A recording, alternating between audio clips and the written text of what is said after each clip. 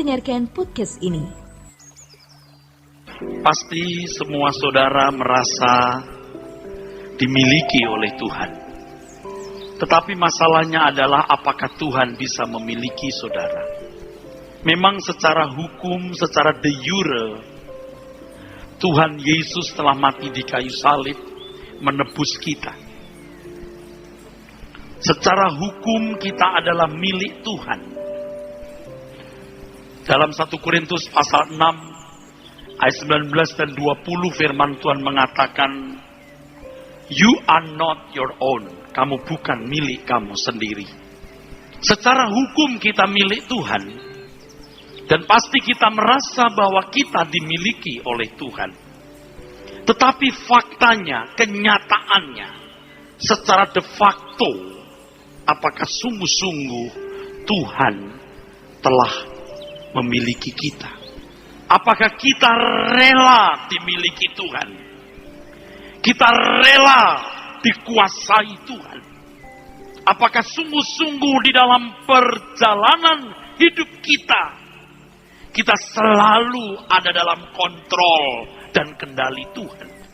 Atau ternyata kontrol dan kendali itu ada di tangan kita sendiri? Saudara tidak akan bisa memiliki Tuhan tanpa saudara dimiliki oleh Tuhan. Saudara tidak akan bisa memiliki Tuhan tanpa saudara dimiliki oleh Tuhan.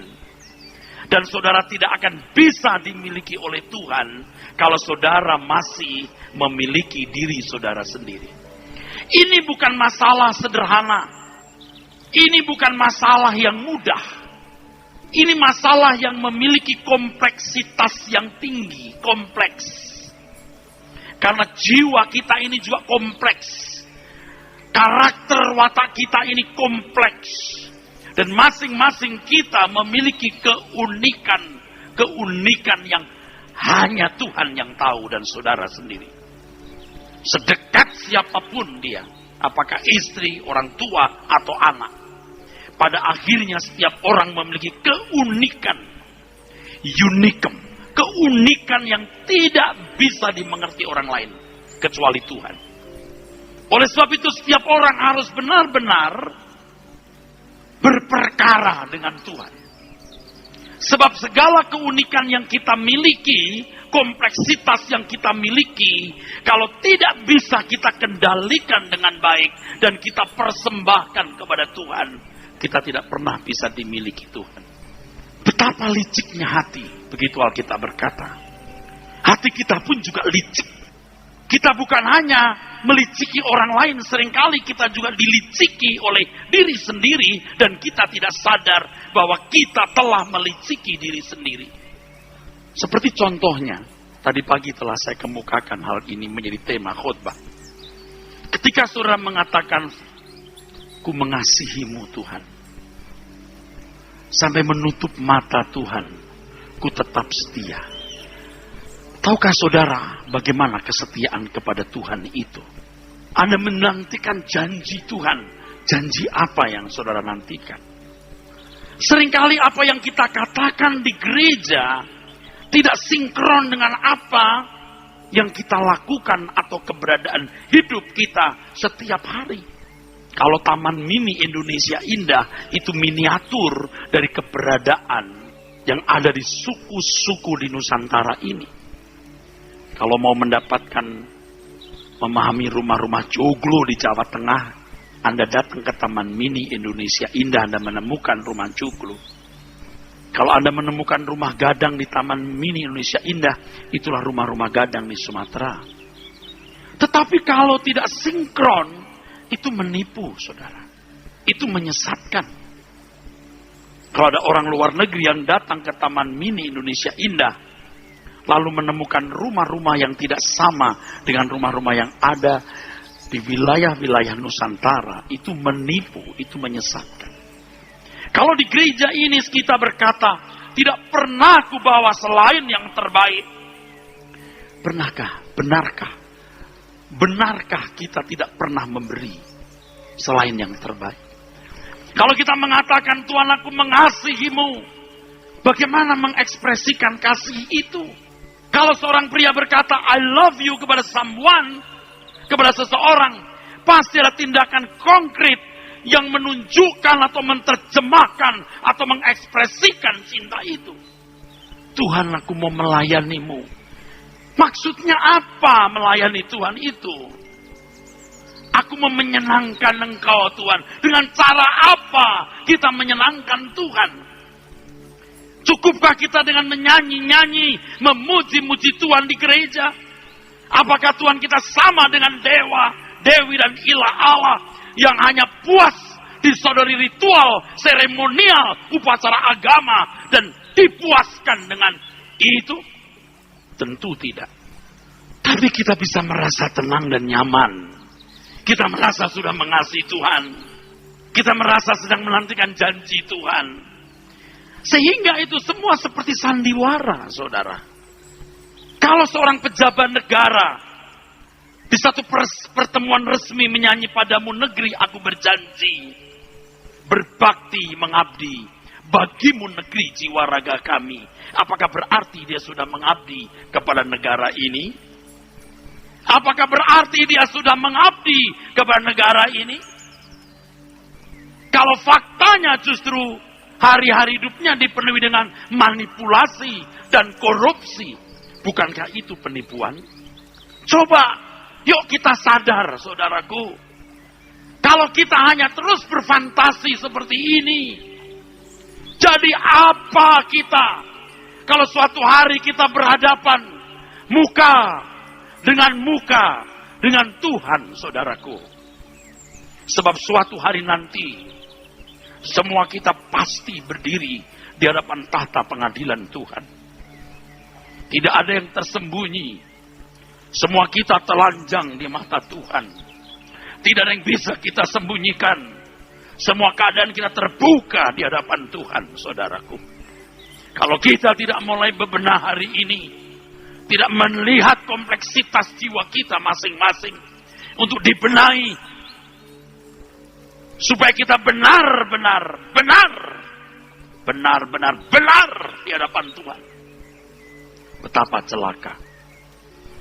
Jangan main-main dengan Tuhan. Kalau menipu manusia itu masalah. Kalau menipu Tuhan lebih besar masalahnya. Munafik, pura-pura. Kita menipu diri kita sendiri, kita menipu orang lain. Dan kita tanpa sadar mau menipu Tuhan. Nurani saudara pasti sudah pernah berbicara. Kowe iki cangkem tok. Kamu itu mulut aja. Tapi kita tidak mendengar peringatan itu. Kita merasa aman dan nyaman. Saya beritahu saudara, kalau ada orang di pinggir jalan teriak-teriak memaki-maki Tuhan, mengumpat, bahkan mengutuk, tidak seketika ada halilintar menyambar dan membunuhnya. Jangan saudara pikir Tuhan tidak ada. Kalau kita lihat hari ini banyak orang berbuat jahat dan seakan-akan mereka aman-aman saja. Jangan ada pikir, tidak ada perhitungannya. Tidak ada perhitungannya. Jangan berpikir begitu. Sebab murka Allah akan terjadi atas orang-orang yang fasik. Mengumpulkan murka Allah dari kejahatan demi kejahatan yang tidak dibereskan. Jangan sombong. Siapapun saudara, jangan sombong. Anda tidak perlu mempertimbangkan siapa yang bicara ini. Tapi pertimbangkan hidupmu dengan nurani yang benar. Kalau ternyata apa yang sudah katakan di gereja, yang Anda ucapkan di gereja, pengakuan, kredo, yang Anda katakan di gereja tidak sama dengan di rumah. Pagi menjelang siang ini, kita bertobat.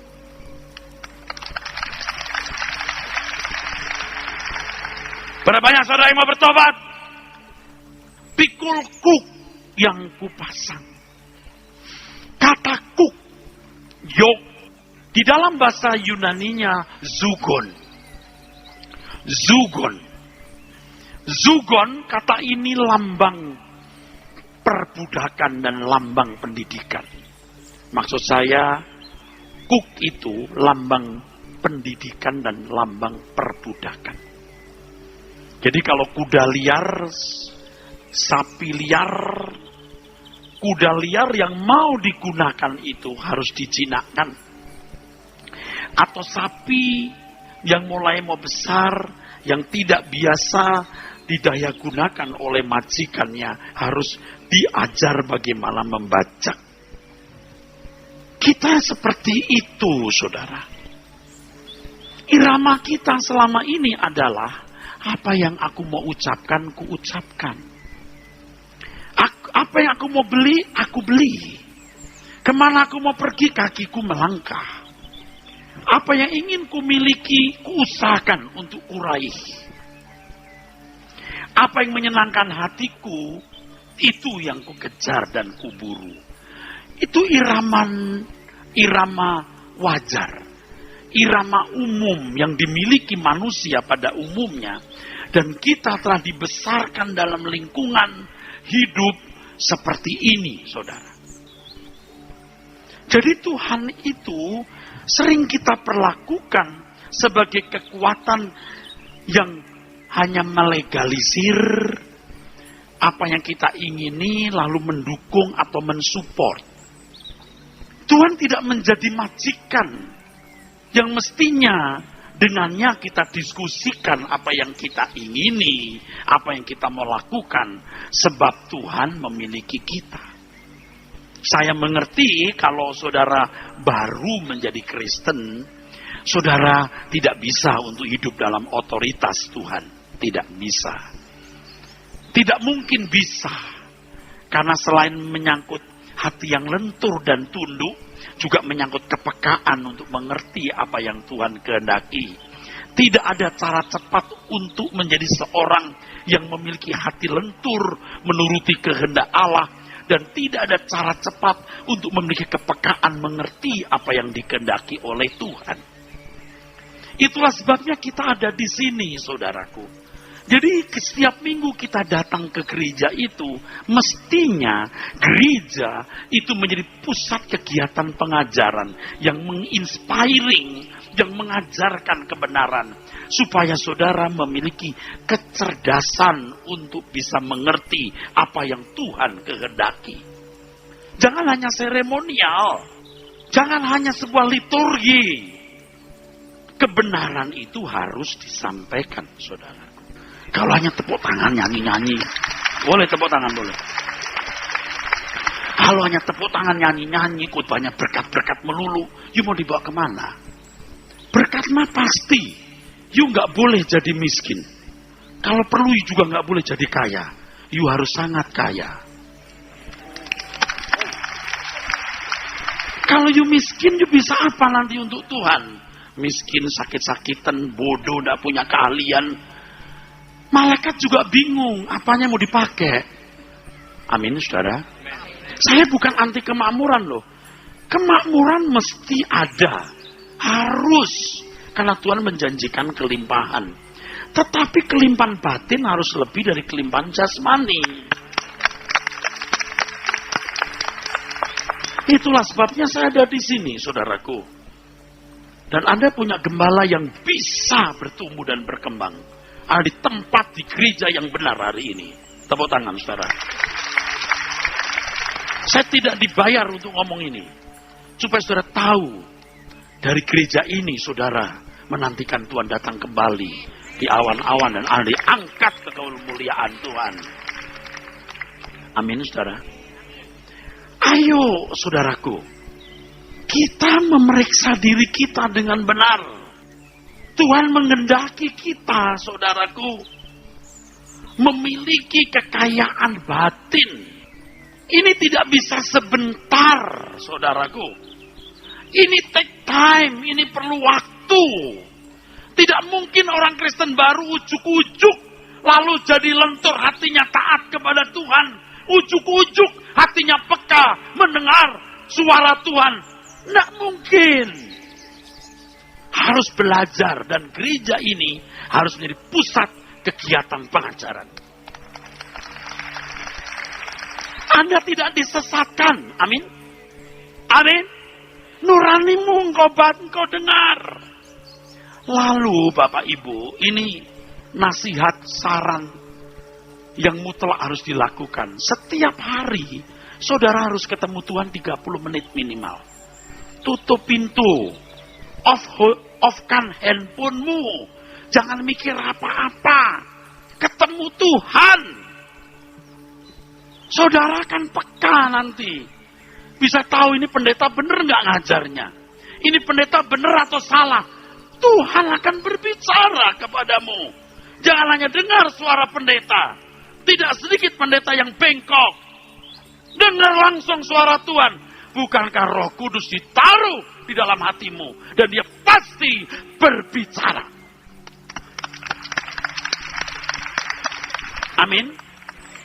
Sehebat apapun guru, dosen, pembicara, bicara di mimbar ini. Kalau saudara tidak tiap hari bertemu langsung dengan Tuhan. Dan punya persekutuan yang konkret. Anda tidak akan bertumbuh dengan benar. Sudah saatnya kita dewasa. Jangan dikit-dikit, Pak Pendeta, doakan Pak Pendeta. Pak Pendeta, tolong doakan. Berdoa sendiri. Kalau waktu Kristen masih baru, masih sekia. Apa itu sekia?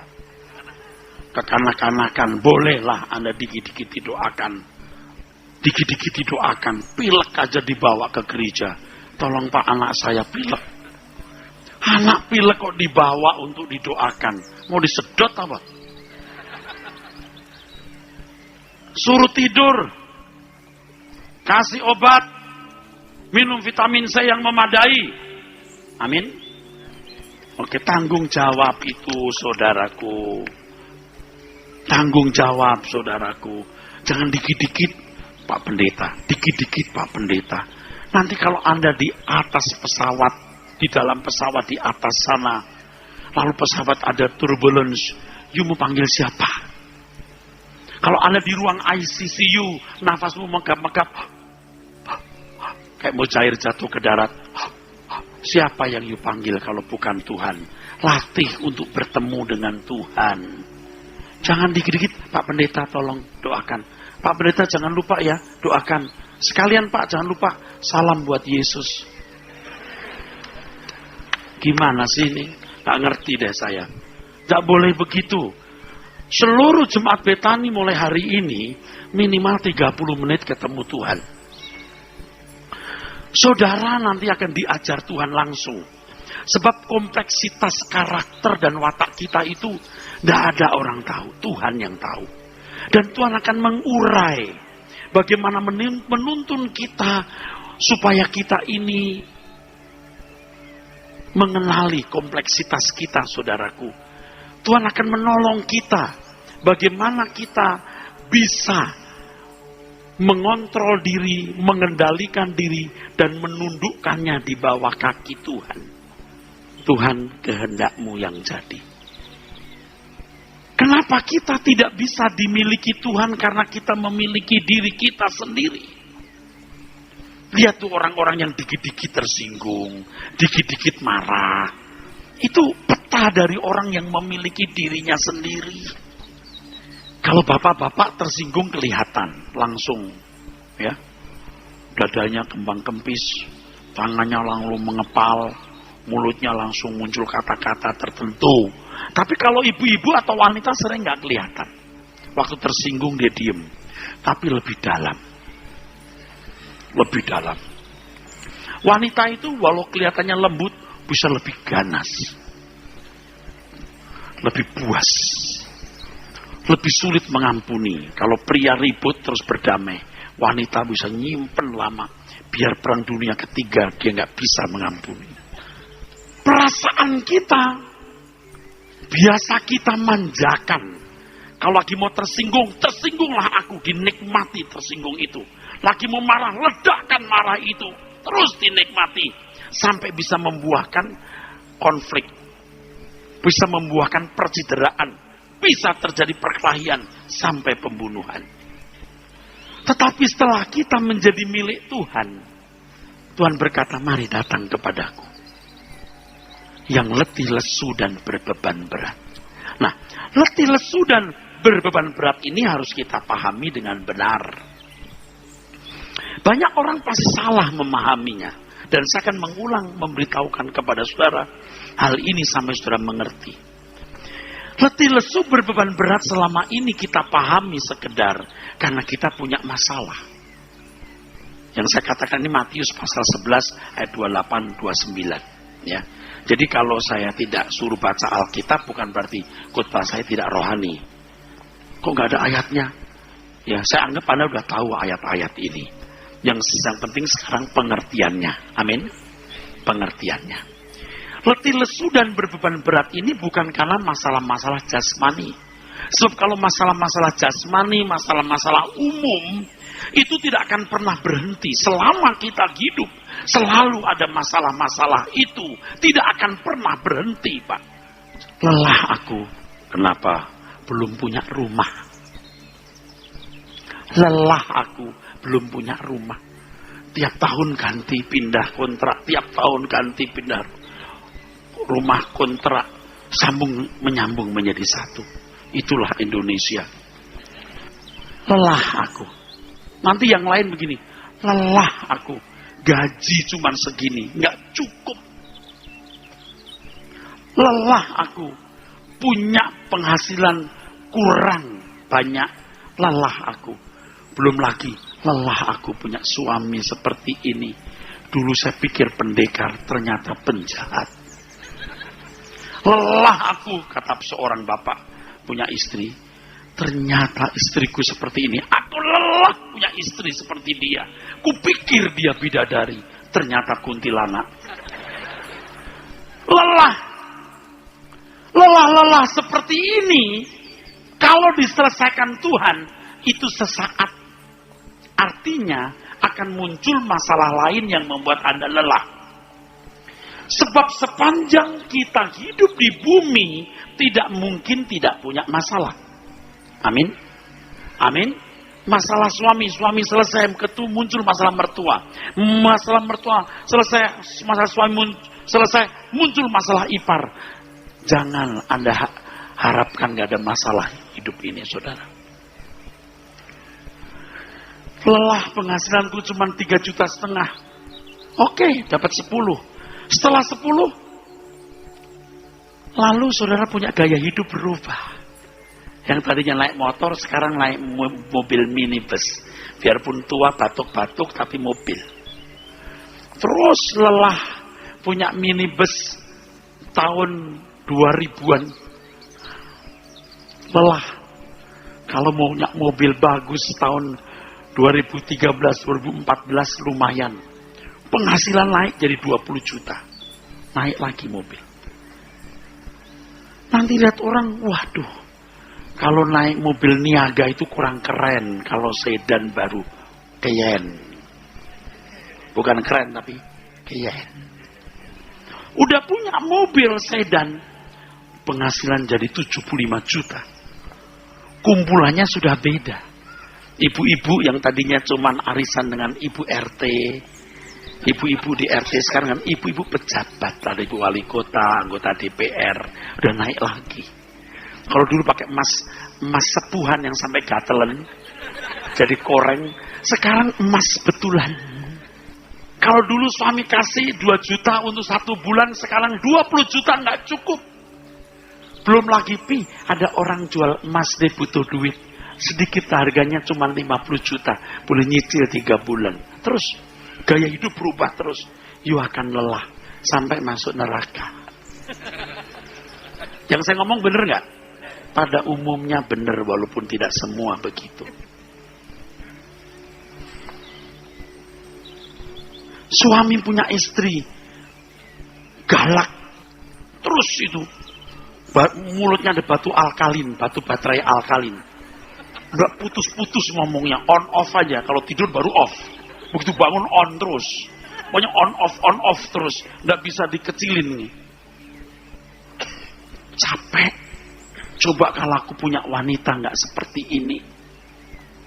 Wah, sekretarisnya melayani dengan baik. Dia lirik sekretarisnya. Kalau istriku seperti sekretaris ini, maknyus. Dia melayani dengan baik. Selamat pagi, Pak. Selamat pagi. ngomongnya halus. Maaf Pak, Bapak kemarin janji mau bawa itu lupa. Oh iya, nanti saya bawa ya. Tapi kalau istri, lupa ya, lupa. Dasar loh, pikun, beda. Di rumah mestinya suami pulang dandan yang rapi, pakai parfum sedikit lah di rumah, atau pakai minimal body lotion yang wangi. Ini enggak.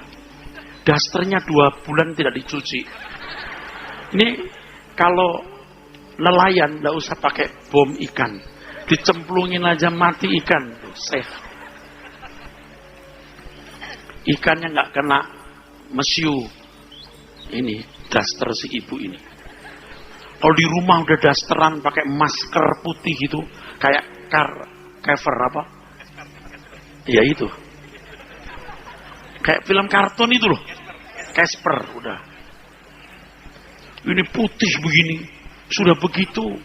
Waduh, hobinya jengkol dan pete. Jadi kalau sudah ke rumah gitu, istri udah galak, udah bau. Udah bau pun suami juga enggak apa-apa. Oke, enggak apa-apa deh. Bau-bau istri sendiri. Disentuh enggak mau. Aduh. Kayak hari Kamis saya khotbah di sini. Bapak-bapak yang cerita, istri saya yang sudah setahun enggak mau saya sentuh, Pak. Ini memang cantik. Tinggi cantik. Jadi kalau pernah pakai anduk gitu.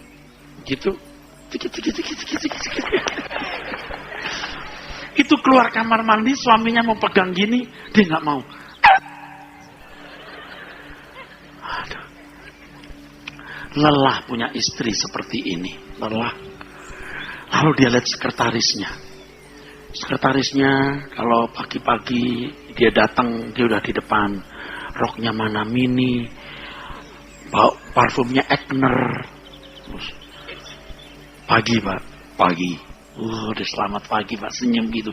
Mana bibirnya bagus, tipis saudaraku. Pakai lipstik lagi, merah muda. Mau minum Pak? Oke. Cucu atau coklat?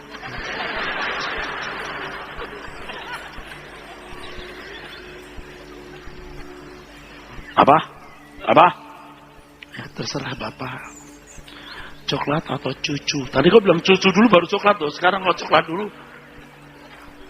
Ya terserah Bapak mau apain lah. Terus saudara berkata, dia tahu apa yang ku mau.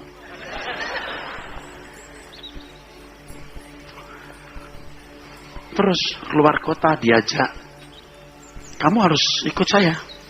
Nih saya mau ketemu ini nih. Prinsipal dari Itali. Kamu harus catat. Terus. Lama-lama. Anda tahu nggak? Anda pura-pura nggak tahu Pak. Aduh. Wah, udah deh. Akhirnya nggak pulang ke rumah. Sekali-kali pulang. Jadi maskot. Simpan masyarakat kota. Anda lega? Tidak. Masalah baru. Betul nggak? Wah, ternyata dia lebih galak dari istri pertama. Minta ini, minta itu. Awas ya, kalau nggak kasih ya, awas ya. Wah, ternyata dia punya abang itu, kokonya dia. Teman-temannya preman-preman. Wah, udah tambah masalah. Nggak ada yang nggak bermasalah hidup ini, saudaraku. Ini contoh, tapi Anda jangan pikir ini tidak bisa terjadi atas hidupmu. Kelegaan itu bukan karena kita punya masalah selesai. Ini kesalahan banyak orang dari dulu, termasuk kesalahan saya loh saudaraku. Kalau tadi saya berkata soal kemunafikan, di gereja ngomong apa, di luar kita bagaimana. Itu kan bukan hanya saudara yang melakukan. Saya bisa ngomong begini karena saya sudah jadi pelakunya. Tapi kita kan sekarang menyongsong hari tua nih. Kita menyongsong dunia makin gelap, makin jahat. Kita mesti berubah. Kita harus bertobat. Jangan sombong, saudaraku. Kesalahan selama ini, termasuk saya, kalau nantang jemaat, siapa yang punya masalah? Mari Tuhan beri kelegaan. Maksud kita itu kita arahkan. Yang nggak punya rumah bisa punya rumah. Yang nggak punya bini, punya bini. Ini loh. Ini bukan penyelesaian yang Tuhan ajarkan. Penyelesaian bukan terletak di faktor-faktor eksternal. Tapi penyelesaian harus berangkat dari faktor internal. Di inward, in man. Di dalam diri kita. Aku beri kamu kelegaan, dalam bahasa aslinya anapauso. Anapauso artinya perhentian. Dalam bahasa Ibraninya sabaton.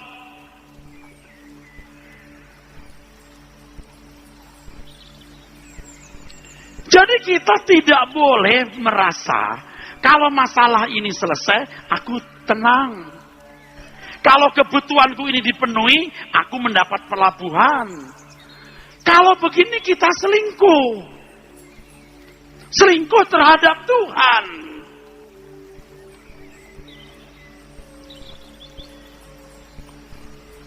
Kita selingkuh terhadap Tuhan. Kelegaan yang Tuhan berikan kepada kita, perhentian itu kelegaan, perhentian versi Tuhan, model Tuhan. Sama seperti yang dikatakan di Yohanes 14 ayat 27, damai sejahtera yang kuberikan kepadamu, tidak seperti yang diberikan dunia. My own peace that I give you. Dalam bahasa aslinya, emi dedumi humin. Artinya damaiku sendiri. Damai yang dirasakan Bapa, damai yang kurasakan, damai yang dirasakan seluruh penduduk sorga. Ini yang kuajarkan kepadamu. Tetapi kalau kamu masih berharap dunia memberikan kelegaan, tidak bisa.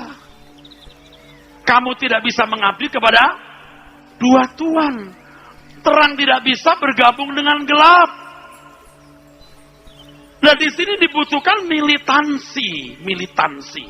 Butuh sikap ekstrim dan fanatik. Yesus cukup bagiku. Nah, ini yang sulit Bapak Ibu. Karena filosofi hidup kita sudah terlanjur rusak. Filosofi hidup kita sudah terlanjur salah. Irama hidup kita sudah terlanjur keliru. Kita ke gereja pun cuma bukan tidak mungkin dalam rangka supaya rezeki lancar, suami jadi benar. Seandainya suami benar lalu mau apa? Saya bukan tidak setuju suamimu jadi benar. Kalau engkau benar dulu, firman Tuhan mengatakan, suami yang tidak takut Tuhan dikalahkan oleh istri yang saleh. Amin. Tanpa perkataan. Jadi kalau ada ibu-ibu berkata, Pak Pendeta doakan supaya suami saya bertobat. Kata firman Tuhan, suami bertobat bukan karena doa pendeta, Bu. Karena kelakuanmu. Jangan menyalahi firman ya, Bu. Mau gampang gitu loh. Doa pendeta, begitu pulang ke rumah, suami langsung, Mami, aku minta maaf, Mami. Aku sekarang jadi suami yang baik, Mami. Kenapa, Pi? Enggak tahu, tiba-tiba aku berubah. Dari kelinci jadi marmut. Tidak ada cara begitu digarami oleh istri. Secara natural, alamiah, proporsional. Sekaligus di situ istri merubah diri menjadi manusia saleh. Amin, saudara. Saya ulangi sekarang. Jadi jangan bergantung kepada situasi dunia. Kalau aku udah punya rumah, aku tenang. Kalau gajiku 3,5 juta, jadi 7 juta, aku lebih tenang. Ini yang bikin rusak. Sekarang gajimu 75 juta pun, kalau keinginanmu kamu umbar, perasaanmu tidak kau jinakkan, engkau selalu buat masalah yang membuat engkau tidak pernah tenang. Tenangmu itu ada di dalam inward, inward saudara. Inner man saudara. Tuhan, aku mau menikmati damai sejahtera-Mu.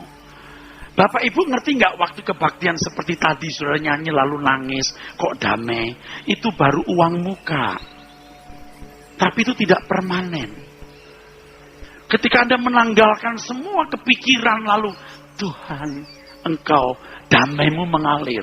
Kalau Anda bisa menanggalkan semua keinginan-keinginan yang tidak sesuai kehendak Allah, damaimu permanen.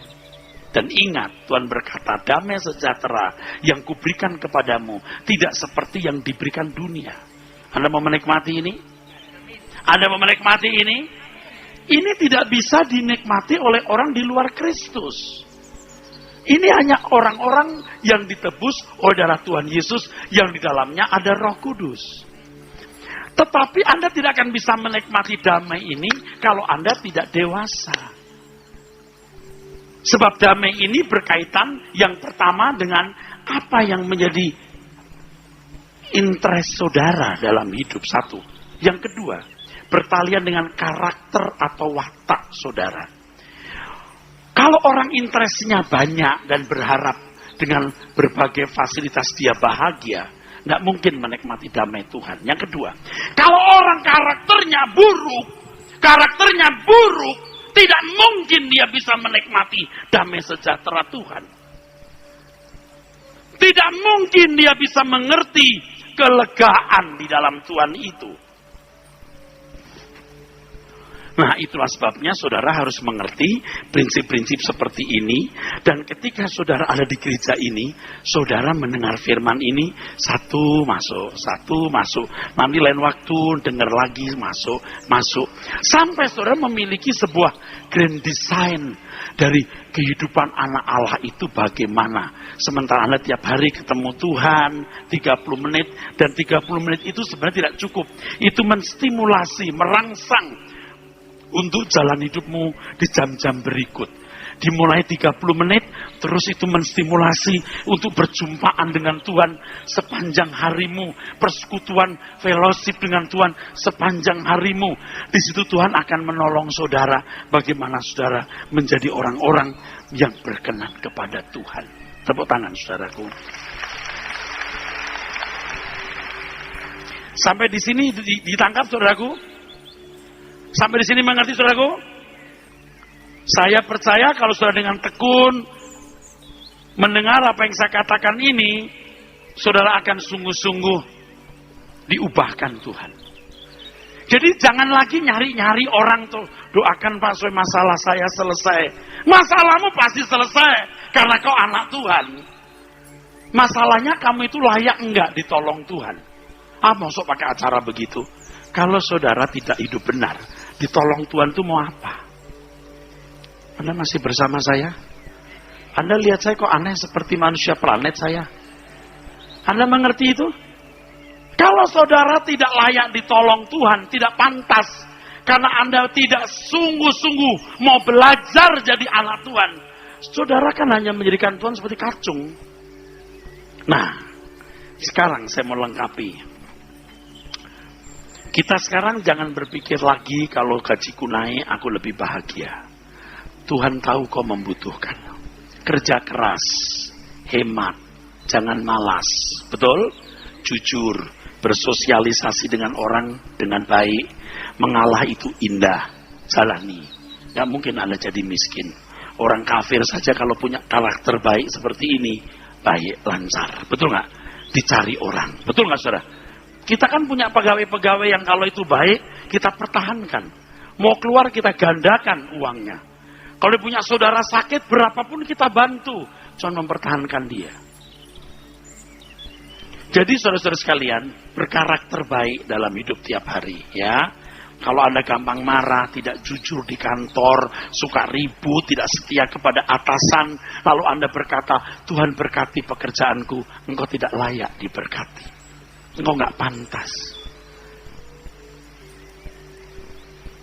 Anak-anak sekolah nggak belajar rajin terus Tuhan berkati supaya naik kelas. Kamu nggak bisa naik kelas, kamu naik tangga aja tuh. Kamu nggak layak naik kelas, kamu tidak belajar. Kalau Anda nganggur, Anda nggak punya keahlian, Anda berkata Tuhan tolong supaya aku bisa dapat kerjaan. Pak Pendeta, doakan supaya saya bisa dapat kerjaan. Kalau engkau suka berantem, tidak punya keahlian, tidak jujur, minta didoakan pendeta. Kasihan saudaraku sekalian, perusahaan yang menerima kamu itu kasihan. Bisa rusak gara-gara saudara. Enggak layak ditolong Tuhan. Tepuk tangan untuk kebenaran ini. Nangkep ya saudara? Paham ya? Oke, saya teruskan. Jadi, saudara jangan berharap dengan perubahan-perubahan hidup yang Anda harapkan dapat memberi sukacita, Anda sukacita. Jangan berharap. Bahkan hal yang ekstrim, kalau suamimu tidak bertobat, jahat, atau istrimu tidak membahagiakan, jangan berpikir kalau dia bertobat aku bahagia. Jangan. Kalau aku menginginkan dia bertobat, aku cuma ingin supaya dia tidak masuk neraka. Bukan untukku, tapi untuknya. Jangan kita minta suami bertobat hanya supaya kita senang. Jangan kita minta istri bertobat supaya kita bahagia. Kebahagiaan kita harus tertumbuh pada damai sejahtera Allah yang melampaui segala akal itu. Saudara harus mengalami yang satu ini transenden, artinya melampaui akal. Yang dalam Filipi dikatakan oleh Paulus, damai sejahtera yang melampaui segala akal. Saya dosen, Bapak Ibu. Hal yang masuk akal saja kadang-kadang sulit untuk dijelaskan. It's hard to explain. It's hard to explain. Sesuatu yang masuk akal saja kadang-kadang sukar untuk dijelaskan. Sukar menemukan kata kalimat untuk menjelaskan hal itu. Apalagi Bapak Ibu Saudara sekalian, kalau sesuatu itu melampaui akal. Bagaimana menjelaskannya? Damai sejahtera macam apa itu? Seperti kalau kita bicara soal rasa kesetrum itu loh. Gimana rasa kesetrum? Pernah kesetrum? Pernah. Gimana rasanya? Gimana rasanya ya? Gitu loh. Gimana? Gitu. Coba jelaskan bagaimana kesetrum. Gimana ya? Saya pernah kesetrum sih. Ah gitu tuh. Nggak bisa dijelaskan. Kecuali yang tanya tadi, sini pengen ya. Cari kabel kok, kamu pegang sendiri situ. Saudara mau kesetrum Tuhan nggak? Ngerti nggak ketika saudara tidak punya suami yang baik? Saya tidak mengharapkan itu ya. Ketika Anda sendiri belum menikah, ketika Anda disingkirkan orang, ketika Anda ditindas orang, Anda tidak punya apa-apa, Anda tidak punya siapa-siapa. Justru itu suasana kondusif, Anda bisa menikmati Tuhan. Tepuk tangan saudaraku. Yang nantinya kalau suami bertobat, istri benar atau apa, melengkapi. Jika tidak pun juga tidak masalah. Tepuk tangan Tuhan Yesus. Bisa nangkep saudara? Bisa nangkep? Sekarang kita datang ke Tuhan berkata, Tuhan, aku punya masalah. Ini mengganggu damai sejahteraku. Ini mengganggu kebahagiaanku. Aku sengsara, sorrow dengan masalah ini. Tapi Tuhan, aku belajar untuk seakan-akan tidak punya masalah ini. Aku mau dekat Engkau dan menikmati apa yang Kau janjikan. Damai sejahtera yang melampaui segala akal. Macam apa itu Tuhan? Nikmati Tuhan. Mesti kesetrum.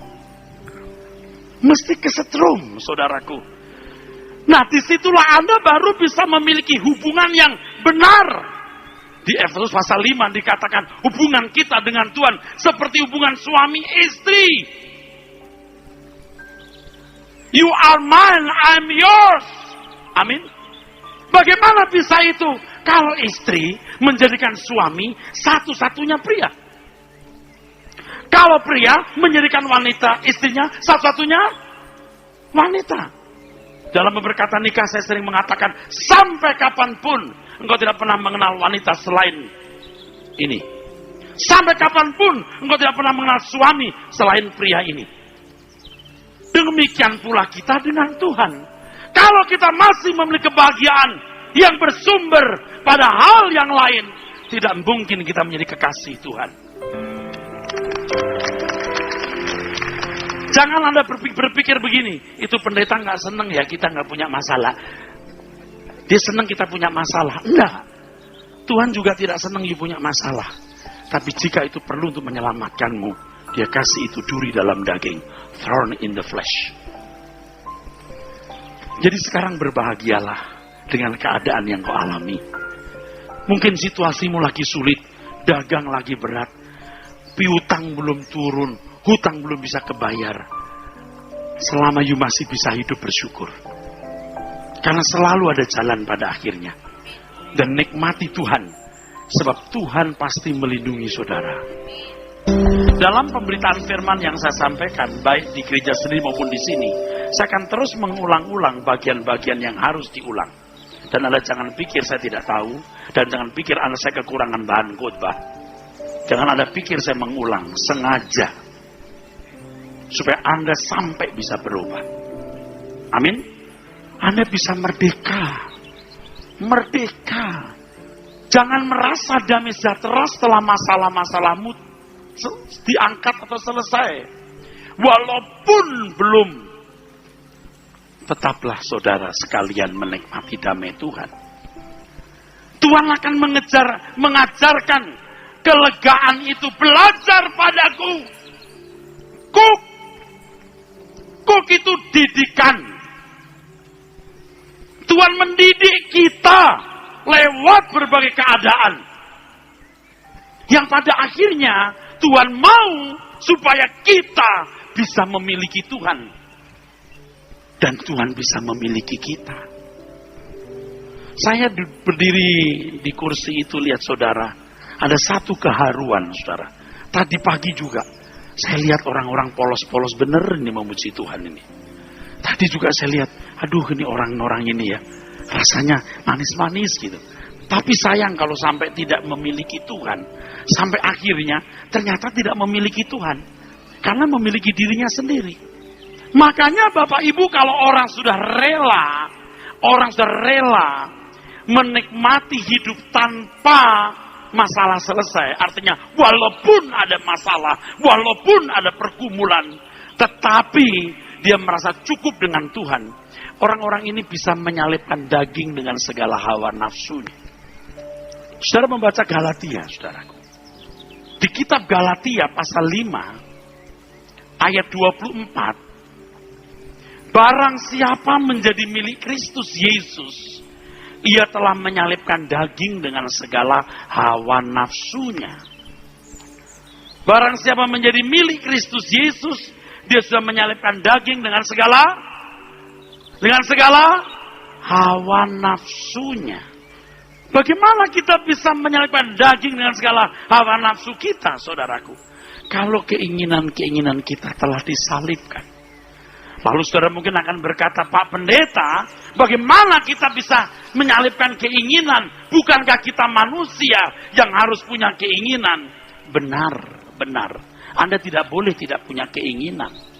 Tetapi keinginan kita harus selalu diperkarakan dengan Tuhan. Apakah ini sesuai dengan kehendak Tuhan atau sesuai dengan rencana Tuhan? Tadi lagu yang dinyanyikan sebelum masuk firman Tuhan ada kalimat memenuhi rencana Tuhan. Bagaimana kita bisa memenuhi rencana Tuhan kalau kita masih punya rencana sendiri? Saya beritahu kepada saudara satu hal yang sangat prinsip, tapi sayang tidak menjadi pokok dari pengajaran kita hari ini. Orang bisa memenuhi rencana Tuhan itu kalau mau dengar saudara? Amin? Mau dengar saudara? Mau dengar? Orang bisa memenuhi rencana Allah kalau satu saja, Anda sempurna seperti Tuhan Yesus. Ini tepuk tangannya dengan tanpa pengertian. Sambil bingung gitu.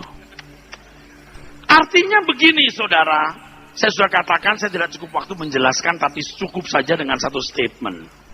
Tuhan akan datang kembali, Tuhan akan datang kembali. Ya, ini Wahyu pasal 6 ayat 11. Kalau jumlah orang yang tidak menyayangkan nyawa sudah genap. Orang yang tidak menyayangkan nyawa, kata nyawa itu dalam bahasa aslinya suke, jiwa. Digunakan kata jiwa. Di dalam jiwa ada pikiran, perasaan, kehendak.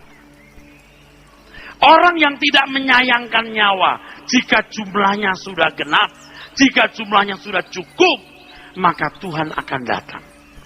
Jadi jangan heran kalau di dalam 2 Petrus pasal 3, firman Tuhan mengatakan bahwa kita orang-orang yang bisa mempercepat kedatangan Tuhan. Spaudi, mempercepat. Firman Tuhan mengatakan lengkapnya begini, betapa suci dan salehnya kamu harus hidup. Kamu yang menantikan dan mempercepat kedatangan Tuhan. Jadi orang-orang yang dikatakan menggenapi rencana Allah, yaitu bagaimana Allah bisa menghadirkan kerajaannya sesuai kalimat doa Bapa kami, datanglah kerajaanmu. Datanglah kerajaanmu. Orang-orang yang bisa menggenapi rencana Allah adalah orang-orang yang betapa suci dan salehnya kamu hidup dengan standar kesucian Tuhan. Terus terang dulu juga saya tidak yakin kalau saya bisa. Saya nggak yakin kalau saya juga bisa sempurna. Jujur saya nggak yakin, saudaraku. Tapi makin hari, ketika Tuhan mulai membukakan rahasia firman-Nya, saya jatuh bangun juga, saudara. Jatuh bangun juga. Jatuh bangun. Aduh, saya sombong lah, inilah, itulah, banyak kesalahan ku lakukan. Tapi setiap salah saya minta ampun. Setiap keliru saya berbalik. Setiap salah saya minta ampun. Setiap salah saya bertobat. Saya makin optimis, bisa. Bisa. Lalu kita tambah hari tambah benar. Tambah bisa. Saya yakin bisa sempurna. Karena Tuhan Yesus sendiri berkata, kamu harus sempurna. Tidak mungkin Tuhan bicara begitu kalau kita tidak mungkin sempurna. Amin, saudara. Memenuhi rencana Allah kalau kita sempurna. Rela kehilangan nyawa. Jika jumlah orang yang rela kehilangan nyawa genap, Tuhan datang. Makanya kita ini mempercepat kedatangan Tuhan. Bukan jumlah jemaat yang banyak. Jumlah jemaat banyak, tapi kalau tidak rela kehilangan nyawa, artinya punya kesenangan-kesenangan dunia, dia tidak bisa menjadi sempurna. Maka Tuhan Yesus berkata, barang siapa tidak rela kehilangan nyawa karena aku, dia tidak akan dapat. Dia harus rela kehilangan nyawa. Amin. Masih bersama saya, saudara? Nyawa ada pikiran, perasaan, kehendak, keinginan. Mungkin dianggap konyol. Jadi kayak fatalistik. Kok jadi Kristen begitu? Bapak, Ibu, saudaraku. Tuhan tahu kita membutuhkan apa. Tuhan tahu apa yang bisa membuat kita senang. Dan Tuhan pasti memenuhi kebutuhan kita. Tetapi jangan kita punya target-target. Kalau punya ini, punya itu, jumlah gajiku sekian. Kalau kondisiku begini, aku bahagia. Jika kita begitu, kita tidak pernah menemukan damai Tuhan. Tapi kalau kita berkata, Tuhan engkau kebahagiaanku, aku menikmati damai sejahtera-Mu, Tuhan tahu apa yang kita butuhkan, dan Tuhan akan tambahkan semua kepadamu.